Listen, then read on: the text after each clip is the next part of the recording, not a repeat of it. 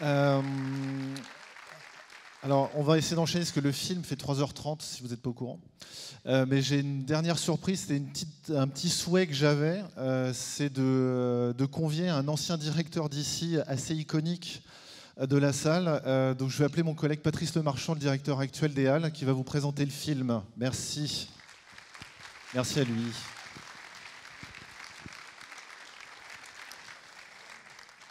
Merci, bonsoir à tous. Bienvenue à l'UGC Normandie, j'allais dire UGC Les Halles, c'est l'habitude. Je suis l'avant-dernier directeur de l'UGC Normandie, l'antépénultième. Je trouve que la langue française a eu la politesse d'inventer un mot pour cette situation, ce qui est assez magnifique. Et donc j'ai passé 8 ans de ma vie à animer et à diriger cette salle. Du coup, merci beaucoup Romain, parce que c'était évidemment assez important pour moi de venir lui dire au revoir. Et du coup, je suis assez ému, donc je vais essayer d'être bref parce que le film est assez long. Et je vais vous parler de Sept Samouraïs de Kurosawa, qui est un réalisateur que j'adore et que j'ai déjà présenté, puisque j'ai présenté Ran il y a 2 ans, si vous étiez au Halles. J'ai reconnu quelques spectateurs parmi vous qui fréquentent également UGC Les Halles. J'avais présenté Ran de Kurosawa il y a 2 ans à l'UGC Les Halles. Alors, les Sept Samouraïs, c'est certainement son film le plus connu, on va dire, le plus célèbre aussi, parce que bien entendu, il y a un remake qui s'appelle Les Sept Mercenaires. Et Kurosawa, on peut dire que c'est un réalisateur qui, à partir de ce film, en tout cas, est considéré un peu comme le plus occidental des réalisateurs japonais. Alors moi, j'aime pas tellement cette expression, surtout que pour le coup, c'est pas sûr du tout. Mais en tout cas, ce qui est sûr, c'est qu'à partir de ce film, Kurosawa va vraiment être un passage, en fait, entre une pensée, dans son cinéma, une pensée entre l'Est et l'Ouest, une pensée suffisamment forte pour que lorsque celui-ci se retrouve au fond du trou en 1970, à la fois les Russes, les Soviétiques et les Américains et les Français ont été là pour lui donner la possibilité de continuer de lui faire du cinéma. On est en 70, il vient de réaliser un film qui s'appelle Dodes'kaden, qui est son premier film en couleur. Et pour la première fois au Japon, c'est un échec cuisant. Tout le monde déteste ce film. Et pour la première fois, il n'est plus prophète en son pays. Et il touche vraiment le fond. Il pense réellement au suicide. Le cinéma est totalement terminé pour lui. Et comme vous pouvez le voir dans son cinéma, c'est un personnage qui ne fait pas les choses à moitié. Donc son désarroi est absolument profond. Et ce sont les Russes, les Soviétiques qui, les premiers, ont senti une dette dans son cinéma et ont eu envie de lui proposer un projet énorme. Il y a un seul studio à ce moment-là en Russie, et ce studio lui confie un film qui s'appelle Derzu Zala en 1975. Donc 5 ans après, c'est la première fois que ça lui arrive, entre 1943 et 1970, il a tourné 1 à 2 films par an. Là, il y a vraiment eu une période très sombre pendant 5 ans. Et donc, il tourne Derzu Zala, qui le remet un peu en selle, et suffisamment pour que Francis Ford Coppola et George Lucas s'intéressent également à son sort, en se disant qu'il n'est quand même pas possible qu'un tel réalisateur n'ait pas les moyens de faire un nouveau film. Et donc, ils vont financer son film suivant, en 1980, qui s'appelle Kagemusha, qui est vraiment, là, pour le coup, le film du renouveau en Occident. Puis, 5 ans après, vous connaissez certainement Ran, qui est un film qui a été financé par la France, pour le coup, et qui a permis, en fait, à ce grand réalisateur de redevenir un tel maître, un tel prophète. Donc, pourquoi ce sentiment de dette ? D'abord, vis-à-vis des Américains, je pense qu'à partir des 7 samouraïs et des 2 films suivants, le personnage du samouraï... Alors, sans vous spoiler et sans vous raconter la fin du film, le samouraï va changer à partir des 7 samouraïs, et dans les films suivants, ça devient un personnage solitaire, errant, à la moralité qui devient douteuse, avec un certain cynisme. Et le film suivant, donc pour ne pas vous parler de celui-là et pas vous spoiler, s'appelle Le Garde du Corps, celui d'après s'appelle Sanjiro, c'est 2 films assez proches, où le samouraï se retrouve dans un village entre 2 clans qui se font la guerre, les Baxter d'un côté, les Ruddles de l'autre, et moi au beau milieu de ce bordel. Ça, c'est la citation de Pour une poignée de dollars, et le personnage, c'est le cavalier sans nom qui s'appelle Clint Eastwood, qui est totalement inspiré du personnage du garde du corps, et qui est la suite des 7 samouraïs, la suite en tout cas pour ce qui est du personnage du samouraï, en tout cas ce qu'il devient. Et ce personnage eastwoodien du cavalier sans nom va continuer avec Et pour quelques dollars de plus, Le Bon, la Brute et le Truand, puis les films de Eastwood, L'Homme des Hautes Plaines, Pale Rider et même Unforgiven.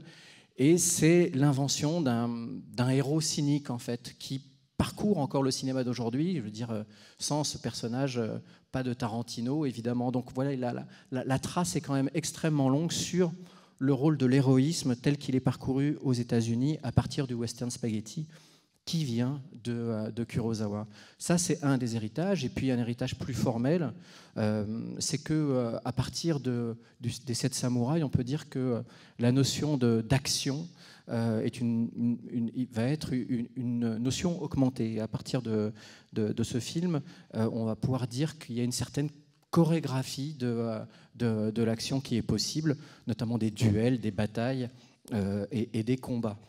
Pour Kurosawa, le plus difficile, c'est de mettre les personnages en action. Il dit que ça lui prend énormément de temps. Il ne dort pas pendant des mois parce qu'il a besoin de comprendre pourquoi est-ce que l'action va démarrer. Une fois que c'est fait, ça déroule et ça devient très rapide et très violent pour lui. Mais donc il y a tout un travail de préparation, tout un travail où il a besoin d'avoir l'intégralité des données qui vont conduire à l'action. Les données à la fois géographiques, physiques, psychologiques. Et donc une préparation qui va lui permettre de penser les scènes d'action de façon extrêmement chorégraphiée, à travers l'utilisation de plusieurs caméras, et c'est parmi les toutes premières fois où on utilise plusieurs caméras, et à partir de signatures visuelles qu'il a inventées et qui ont grandement influencé l'histoire du cinéma, comme par exemple l'utilisation de la focale longue, qui a jusqu'à maintenant une utilité dans le cinéma, mais plutôt pour la lenteur et plutôt pour les gros plans. Et il va utiliser la focale longue à des fins de vitesse, ce qui est absolument novateur dans le cinéma. Et même avec l'audace de monter des plans en focale longue à vitesse les uns avec les autres, sans intégrer de plan d'ensemble. C'est le premier film où on voit ça. Il va pouvoir le développer après dans l'ensemble de son œuvre jusqu'à Ran. Et ça va influencer d'abord Sam Peckinpah, qui lorsqu'il réalise La Horse sauvage, s'inspire directement de Kurosawa et reconnaît d'ailleurs la paternité de ses effets, également de l'usage du ralenti. Donc pas de Horse sauvage, donc pas de plus grande scène d'action de l'histoire du cinéma sans les 7 samouraïs. Et puis même si puisqu'il n'y a pas tellement longtemps, j'ai présenté Predator de John McTiernan. John McTiernan aussi ira plus loin en utilisant aussi ces effets de focale longue et la vitesse dans la focale longue, en allant même jusqu'à monter des plans sans les amorces, c'est-à-dire vitesse sur vitesse à partir de Die Hard 3. Bon là je deviens un petit peu dans le détail. Mais enfin tout ça, toute cette iconographie, elle vient de Kurosawa, et que dire bien entendu de Star Wars. Ça vous connaissez tous Star Wars. Et le premier plan de Star Wars, les 2 premiers personnages qui apparaissent dans Star Wars, si vous vous souvenez bien, c'est R2-D2 et C3PO. Et ce plan, découpé tel qu'il est dans le premier Star Wars, est le même découpage que le début d'un film de Kurosawa qui s'appelle La Forteresse cachée, qui est aussi un film de samouraï, où les 2 premiers personnages, qui sont un petit peu des paysans pas très fut-fut, ont exactement la même attitude et le même découpage que le début de Star Wars. Et puis plus loin, dans ce film, il y a un combat avec un chevalier noir, filmé également avec cette focale extrêmement longue, qui vont permettre de dessiner les contours de Dark Vador, rien que ça. Donc vous imaginez bien pourquoi George Lucas, derrière, avait envie de lui rendre hommage. Alors beaucoup de choses sur la forme, mais il y a plus que ça, et aussi vers l'Est, parce que si le cinéma de Kurosawa demande beaucoup de préparation pour ce qui est de l'action, et si Kurosawa a besoin de toutes les données pour se lancer dans l'action, il en est de même de ses personnages. Et c'est d'ailleurs pour ça qu'un grand nombre de films de Kurosawa sont en 2 parties. La première, en général, est une partie de préparation dans laquelle vous allez accumuler un nombre de données géographiques, psychologiques, exactement comme lui le fait pour ses personnages. Et les personnages, en mise en abîme, vont également avoir la même attitude. Ce qui fait qu'il y a toujours chez Kurosawa une suspension et un retrait de l'action. L'action est toujours différée. Et même lorsque l'action arrive, lorsqu'on est au cœur de l'action, au cœur de la tourmente, il y a toujours dans le cinéma de Kurosawa quelque chose de plus urgent que l'action qui est en train de se passer. Et ça, c'est pas moi qui le dis, c'est Gilles Deleuze, le philosophe. Ça, c'est le propre de la littérature de Dostoïevski, qui est l'auteur préféré avec Shakespeare de Kurosawa. C'est que au fin fond de la tempête et au moment le plus urgent, au paroxysme de la vie, vient la pensée métaphysique. L'action dans le cinéma de Kurosawa est une action augmentée par la métaphysique et par la grande question. Alors, pour les 7 mercenaires, la grande question, c'est...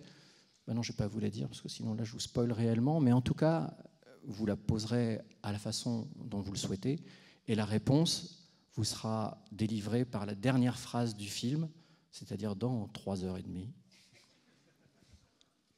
Donc, je vous laisse découvrir l'intégralité du film, et je vous donne rendez-vous au Hall quand vous voulez, pour venir me voir. En tout cas, adieu le Normandie, et vive le cinéma.